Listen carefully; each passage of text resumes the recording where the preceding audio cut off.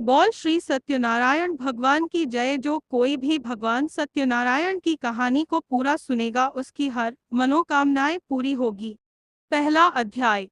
एक समय नैमिषारण्य तीर्थ में शौनकादि 88,000 ऋषियों ने श्री सूत जी से कहा, है प्रभु, इस कलयुग में वेद विद्या रहित मनुष्यों को प्रभु भक्ति किस प्रकार मिलेगी तथा उनका उद्धार कैसे होगा।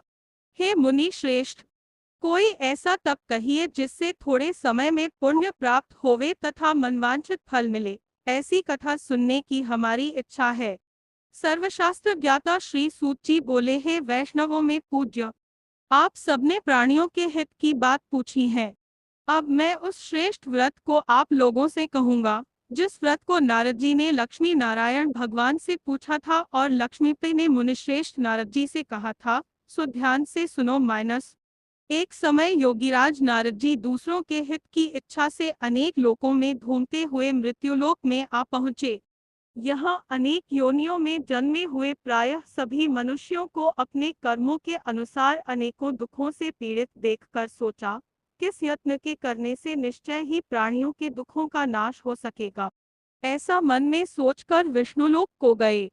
वहां श्वेत वर्ण और 4 भुजाओं वाले देवों के ईश नारायण को देखकर, जिनके हाथों में शंख, चक्र, गदा और पंख थे तथा वरमाला पहने हुए थे, स्तुति करने लगे, हे भगवान, आप अत्यंत शक्ति से संपन्न है। मन तथा वाणी भी आपको नहीं पा सकती। आपका आदि मध्य अंत भी नहीं है। आप निर्गुण स्वरूप, सृष्टि के आदि भूत व भक्तों के दुखों को नष्ट करने वाले हो। आपको मेरा नमस्कार है। नारद जी से इस प्रकार की स्तुति सुनकर विष्णु भगवान बोले, हे मुनिश्रेष्ठ, आपके मन में क्या है? आपका किस काम के लिए आगमन हुआ है? निसंकोच कहें। तब नारद मुनि बोले, मृत्युलोक में सब मनुष्य जो अनेक योनियों में पैदा हुए हैं, अपने अपने कर्मों के द्वारा अनेक प्रकार के दुखों से दुखी हो रहे हैं। हे नाथ, यदि आप मुझ पर दया रखते हो तो बतलाइए कि उन मनुष्यों के सब दुख थोड़े से ही प्रयत्न से कैसे दूर हो सकते हैं। श्री विष्णु भगवान जी बोले, हे नारद, मनुष्यों की भलाई के लिए तुमने बहुत अच्छी बात पूछी है। जिस काम के करने से मनुष्य मोह से छूट जाता है वह मैं कहता हूँ, सुनो। बहुत पुण्य देने वाला स्वर्ग तथा मृत्युलोक दोनों में दुर्लभ एक एक उत्तम व्रत है। आज मैं प्रेमवश होकर तुमसे कहता हूँ। श्री सत्यनारायण भगवान का यह व्रत अच्छी तरह विधि पूर्वक करके मनुष्य धरती पर आयु पर्यंत सुख भोगकर मरने पर मोक्ष को प्राप्त होता है।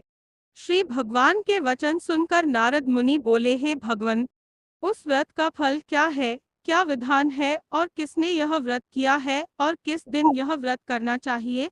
विस्तार से कहिए। विष्णु भगवान बोले, हे नारद, दुख, शोक आदि को दूर करने वाला, धन धान्य को बढ़ाने वाला, सौभाग्य तथा संतान को देने वाला यह व्रत सब स्थानों पर विजय करने वाला है। भक्ति और श्रद्धा के साथ किसी भी दिन मनुष्य श्री सत्यनारायण की प्रातः काल के समय ब्राह्मणों और बंधुओं के साथ धर्मपरायण होकर पूजा करे। भक्ति भाव से नैवेद्य, केले का फल, शहद, घी, दूध और गेहूं का आटा सवाया लेवे। गेहूं के अभाव में साथी का चूर्ण भी ले सकते हैं और सब पदार्थों को भगवान के अर्पण कर देवे तथा बंधुओं सहित ब्राह्मणों को भोजन करावे, पश्चात स्वयं भोजन करे।